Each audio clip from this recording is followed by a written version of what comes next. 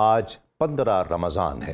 15 رمضان حضرت امام حسن رضی اللہ تعالی عنہ کا یوم ولادت ہے، اور سن 3 ہجری میں اور اس ولادت پر آقا علیہ الصلوۃ والسلام مسرور ہوئے، تمام مدینہ مسرور ہوا، تمام مدینے کے رہنے والے مسرور ہوئے، اور اس کی بہت ساری وجوہات تھیں کہ یہ پہلا شہزادہ تھا جو حضرت سیدہ کائنات مخدومہ کائنات کے یہاں آیا، نام اللہ کی طرف سے آیا، حسن نام رکھا گیا۔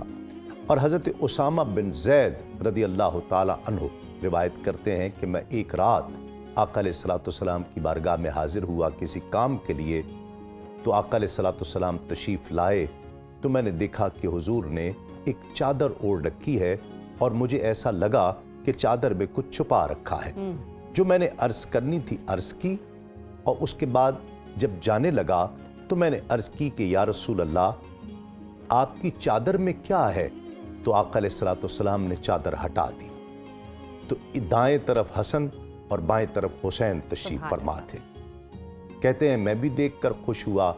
آقا علیہ الصلوۃ والسلام نے فرمایا اے اللہ، یہ دونوں میرے بیٹے ہیں، میری بیٹی کے بیٹے ہیں، میں ان سے محبت کرتا ہوں، اے میرے مولا تو بھی ان سے محبت رکھ، اور ان سے بھی محبت رکھ جو ان سے محبت رکھے۔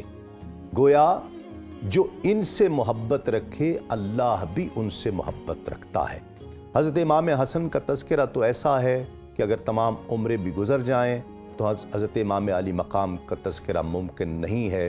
آج ہم کوشش کریں گے کہ چند چیدہ چیزیں حضرت امام علی مقام کے تعلق سے بیان کرنے کی سعادت حاصل کریں، اور علماء کرام کے الفاظ اور جملے اس تعلق سے بیان کرنے کی کوشش کی جائے، آپ تک پہنچائے جائیں۔ جی مفتی صاحب، آج کی گفتگو کا آغاز ہی گھرانہ پنجتن پاک سے کرتے ہیں۔ سب سے پہلے تو مقام اہل بیت پر روشنی ڈالیے گا، اور خاص و خاص ہم اگر بات کریں حضرت امام حسن رضی اللہ تعالی عنہ کے حوالے سے، تو قرآن و حدیث کی روشنی میں ان کی سیرت بیان فرمائیے گا۔ بسم اللہ الرحمن الرحیم۔ کروڑوں درود و سلام ہوں حضرت محمد صلی اللہ علیہ وآلہ وسلم پر اور آپ کی آل پاک پر۔ دیکھیں کسی کے ہاں بھی کسی بچے کی ولادت ہوتی ہے تو وہ خوش ضرور ہوتے ہیں، اور زندگی بھر اس خوشی کو محسوس کرتے ہیں، جس کو ہم برتھ ڈے کے نام سے بھی لوگ اس کو پہچانتے ہیں۔ تو مجھے بتائیے کہ وہ کیسی خوشی ہوگی جس کو حضور پاک نے محسوس کیا ہوگا۔ تو حضرت امام حسن مجتبیٰ کی جو ولادت ہے وہ اس دور میں ہوئی ہے جو جنگوں کا دور تھا، جس میں بدر کی لڑائی ہو چکی تھی، احد میں حضور فخر عالم جان رحمت صلی اللہ علیہ وآلہ وسلم کو زخم بھی آئے تھے۔ تو یوں سمجھیں کہ 3 ہجری 15 رمضان المبارک کو حضرت امام حسن مجتبیٰ کی ولادت حضور علیہ الصلوۃ والسلام کے زخموں کی مرہم ثابت ہوئی، اور حضور علیہ الصلوۃ والسلام نے اس پر اس قدر خوشی کا اظہار فرمایا جس پر حدیثیں بھی گواہ ہیں اور قرآن خود بھی اس پہ شاہد ہے۔ حضرت امام حسن مجتبیٰ جو راکب دوش مصطفیٰ ہیں اور دیگر گوشہ بطول ہیں، ان کی ولادت ہوئی تو سب سے پہلے ان کو حضرت ام الفضل کی گود میں ڈالا گیا۔ تو حضرت ام الفضل یہ منظر پہلے ہی دیکھ چکی تھی خواب کی صورت میں کہ حضور صلی اللہ علیہ وسلم کے سامنے انہوں نے وہ خواب بیان بھی کیا کہ آپ کے جسم کا جو گوشت کا ٹکڑا ہے وہ میری گود میں جو ہے وہ ڈالا گیا ہے۔ تو آپ مسکرا دیے، اور آپ نے غیب جاننے والے نبی نے ارشاد فرمایا یہ خواب مبارک ہے کہ میری بیٹی کے گھر میں بیٹا پیدا ہوگا جو سب سے پہلے تیری گود میں رکھا جائے گا۔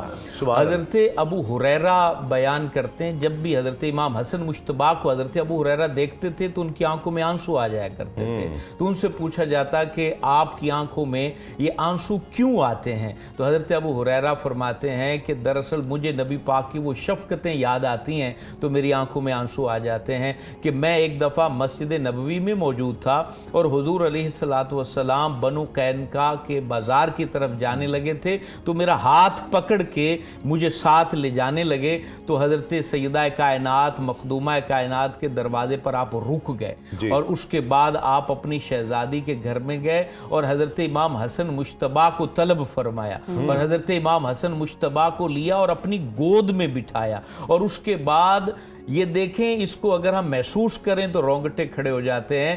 حضور فخر عالم صلی اللہ علیہ وسلم نے اپنی زبان اقدس ان کے منہ کے اندر ڈالی, اور حضرت امام حسن مجتبی نے حضور صلی اللہ علیہ وسلم کی زبان مبارک کو چوسا. جس طرح بچے جو ہے نا وہ دودھ پیتے ہیں تو اس کو آپ نے چوسا. تو اس طریقے سے حضور صلی اللہ علیہ وسلم حضرت امام حسن مجتبی کو اس قدر پیار کرتے تھے کہ گلیوں, مدینے کی گلیوں میں جب آپ نکلتے تو کندھوں پہ بٹھا لیا کرتے تھے.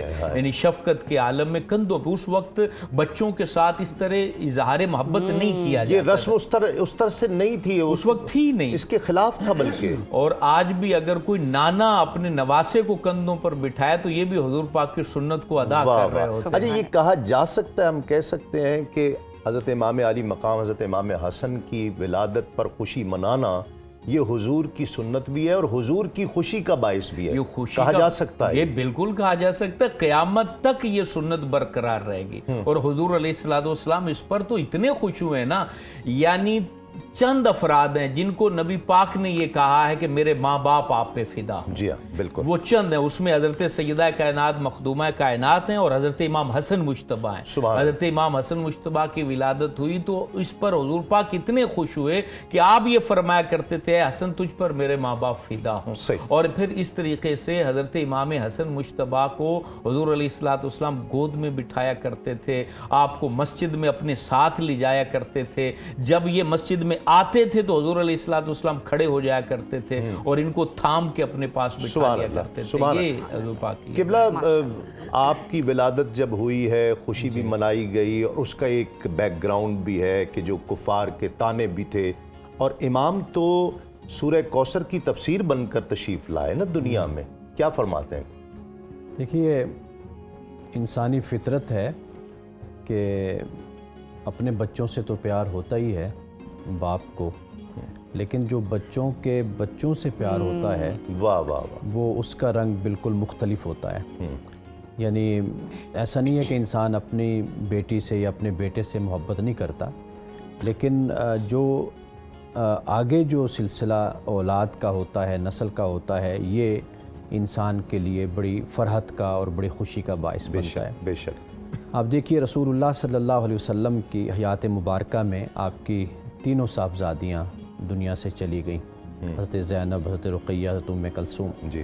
تو اللہ سبحانہ و تعالیٰ نے ایک صاحبزادہ تھا غالباً حضرت زینب کا, وہ بھی بچپن میں ہی وفات پا گئے. مرغے نے شاید ان کو آنکھ میں زخم کر دیا تھا جس کی وجہ سے ان کی وفات ہو گئی. تو سیدہ کائنات فاطمۃ الزہرا رضی اللہ تعالیٰ عنہا کے بطن سے اللہ تعالیٰ نے اولاد عطا کی حضرت علی رضی اللہ تعالیٰ عنہ کو. تو رسول اللہ صلی اللہ علیہ وسلم کے لیے یہ بہت ہی یعنی خوشی کا باعث, اور جس طرح مفتی صاحب نے بیان کیا, اور نام کے حوالے سے بھی حضرت علی رضی اللہ تعالیٰ عنہ روایت کرتے ہیں کہ بھئی میں نے سوچا تھا کہ حرب رکھوں گا, جی ہاں, تو لیکن رسول اللہ صلی اللہ علیہ وسلم تشریف لائے تو آپ نے فرمایا کہ اس کا نام حسن رکھو, تو آپ کا نام حسن رکھا گیا. تو گھٹی بھی رسول اللہ صلی اللہ علیہ وسلم نے دی. جیسے ایک عرب کی روایت تھی کہ کھجور کو چبا کر بہت ہی نرم کر کے تو وہ تالو کے ساتھ اس کو لگا دیتے ہیں, تو وہ بچہ پھر چوستا رہتا ہے, وہ ایک جوس جو ہے وہ اندر اترتا رہتا ہے. تو رسول اللہ صلی اللہ علیہ وسلم کا لعاب دہن اور آپ نے جو گھٹی اپنے منہ میں بنا کر آپ نے جو دی, وہ حضرت امام حسن کو پہلی دفعہ, یعنی آپ یوں کہیے کہ اگر پہلی خوراک اگر حضرت امام حسن کے معدے میں گئی تو وہ رسول اللہ صلی اللہ علیہ وسلم کی گھٹی تھی. کیا مقام. تو یہ یعنی میں سمجھتا ہوں کہ بڑی فضیلت کی بات ہے, اس لیے کہ رسول اللہ صلی اللہ علیہ وسلم کی ذات اقدس سے جو ہماری محبت ہے اور عقیدت ہے اور عشق ہے اور تعلق ہے, اب حضور علیہ السلام کی ذات اقدس سے جس کا بھی تعلق ہوگا, اور خاص طور پر آپ کے اہل بیت, جی ہاں, آپ کے حضرت سیدہ کائنات فاطمۃ الزہرا, پھر آپ کی اولاد, پھر حضرت علی, تو یہ تو گویا کہ ایمان کی نشانیوں میں سے نشانی ہے کہ جسے رسول اللہ صلی اللہ علیہ وسلم سے محبت ہوگی تو واضح بات ہے کہ رسول اللہ کی ذات اقدس سے جس کا بھی تعلق ہوگا تو اس سے مومن محبت کرے گا. اس کے بغیر تو جنت میں داخلہ بھی ممکن نہیں. ایمان ہی نہیں, ایمان وہ جنت کے نوجوانوں کے سردار بھی ہیں. جی ہاں, یہ بھی بات کریں گے. قبلہ, آپ کی ولادت پر جس طرح میں نے ترمذی شریف کی حدیث ایک کوٹ کی ہے کہ آپ نے فرمایا کہ یہ میرے بیٹے ہیں آپ علیہ الصلوۃ والسلام نے، اور پھر ایک اور جگہ پر یہ وضاحت بھی فرمائی آپ علیہ الصلوۃ والسلام نے کہ تمام نسل جو ہے وہ بیٹوں سے چلتی ہے، اور میری نسل جو ہے وہ، اور باقی ساری نسلیں منقطع ہو جائیں گی، یہ نہیں۔ اس میں کیا حکمت تھی کہ اپنا بیٹا قرار دینا اور اپنی نسل مبارکہ مخدومہ کائنات سے چلنا؟ بسم اللہ الرحمن الرحیم۔ سب سے پہلے آپ کو اور تمام یہاں موجود ہمارے جو علماء کرام ہیں اور دوست احباب ہیں اور اپنے ناظرین کو حضرت امام حسن علیہ السلام کی ولادت کے حوالے سے مبارکباد پیش کروں۔ بہت شکریہ۔ اور دیکھیے جو آپ نے بیٹے کے حوالے سے سوال کیا ہے، یہ رسول اللہ صلی اللہ علیہ وآلہ وسلم کی تمام تاریخ انبیاء میں ایک انفرادیت ہے جی، کہ جو آپ نے خود اپنی زبان مبارک سے ارشاد فرمائی۔ اور دیکھیے یہ نبی وہ ہیں کہ جن کے بارے میں قرآن نے کہا وَمَا يَنْتِقُ عَنِ الْهَوَىٰ، یہ اپنی خواہش سے نہیں گفتگو کرتے، ان ہوا الا وحی یوحا، یہ وحی الہی کے تحت اپنے لب رسالت کو جنبش دیتے ہیں۔ اب جب انہوں نے یہ فرمایا تو گویا یہ خاص ایک مشیت پروردگار تھی، اور یہی وجہ ہے کہ جب سورۃ الکوثر نازل ہو رہی تھی کہ ہم نے آپ کو کوثر عطا کی، خیر کثیر، نسل کثیر عطا کی، اور وہی جو آخر میں کہا اِنَّ شَانِئَكَ هُوَ الْأَبْتَرُ کہ آپ کا دشمن مقطوع نسل رہے گا، وہ جو نبی کو ابتر کا تانا دے رہے تھے، امام حسن علیہ السلام عملی طور پہ جب دنیا میں تشریف لائے تو ابتر کا تانا دینے والوں کی زبانیں گنگ ہو رہی تھی۔ اور اسی طرح سورہ آل عمران میں جب اللہ نے کہا فَمَنْ حَاجَّكَ فِيهِ مِنْ بَعْدِ مَا جَاءَكَ مِنَ الْعِلْمِ فَقُلْ تَعَالَوْا نَدْعُ أَبْنَاءَنَا وَأَبْنَاءَكُمْ وَنِسَاءَنَا وَنِسَاءَكُمْ وَأَنفُسَنَا وَأَنفُسَكُمْ ثُمَّ نَبْتَهِلْ فَنَجْعَلْ لَعْنَةَ اللَّهِ عَلَى الْكَاذِبِينَ کہ میرے حبیب جو دلائل کے آ جانے کے بعد آپ کے ساتھ جھگڑا کر رہا ہے، اسے کو ہم اپنے بیٹے لاتے ہیں، تم اپنے بیٹے لے کر آؤ۔ اب یہاں پر جو میدان مباہلہ میں رسول اللہ صلی اللہ علیہ وآلہ وسلم لوگوں کو دکھا کے جا رہے تھے کہ دیکھو سید الانبیاء کے بیٹے بن کے کون جا رہے تھے، وہ حضرت امام حسن علیہ السلام اور حضرت امام حسین علیہ السلام تھے۔ اور پھر جب سورہ شورى کی آیت نمبر 23 کا جو جز قُل لَا أَسْأَلُكُمْ عَلَيْهِ أَجْرًا إِلَّا الْمَوَدَّةَ فِي الْقُرْبَى کہ میرے حبیب امت سے کہیے رسالت کی اجرت یہی ہے میرے قربا سے مودت کرو۔ اور جب رسول اللہ سے سوال ہوا کہ بتائیے وہ قربا کون ہے، تو آپ نے پھر نشاندہی جن افراد کی ان میں امام حسن علیہ السلام تھے۔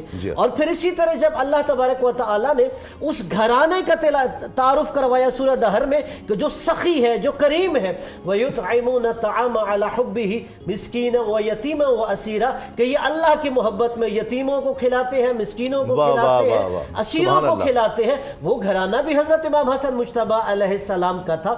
اور اسی طرح جب نبی نے ان ہستیوں کو کسا کے نیچے لیا اور اللہ نے کہا انما یرید اللہ لیذھب عنکم الرجس اہل البیت ویطہرکم تطہیرا کہ اللہ کا ارادہ ہے کہ وہ ہر قسم کے نقص کو اہل بیت سے دور رکھے گا اور ایسے پاک رکھے گا جیسے پاک رکھنے کا حق ہے۔ تو ان اصحاب کسا میں بھی حضرت امام حسن علیہ السلام شامل تھے۔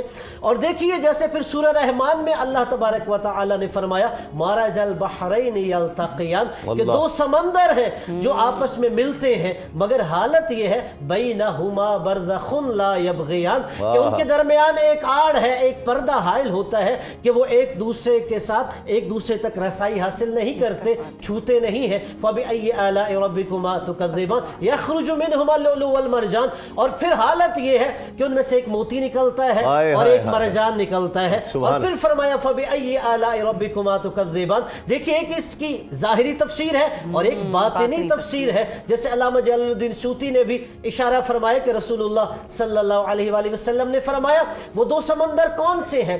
وہ جو دو سمندر ہیں، ایک سمندر جو ہے وہ بحر ولایت ہے امیر المومنین علیہ السلام، جو دوسرا سمندر ہے وہ بحر عصمت و طہارت ہے جناب فاطمہ سلام اللہ علیہا، جو درمیان میں برزخ ہے اس سے مراد سید الانبیاء حضرت محمد صلی اللہ علیہ وآلہ وسلم کی ذات مبارکہ ہے، اور جو لؤلؤ ہے وہ حضرت امام حسن علیہ السلام ہے، جو مرجان ہے وہ حضرت امام حسین علیہ السلام۔ سبحان اللہ۔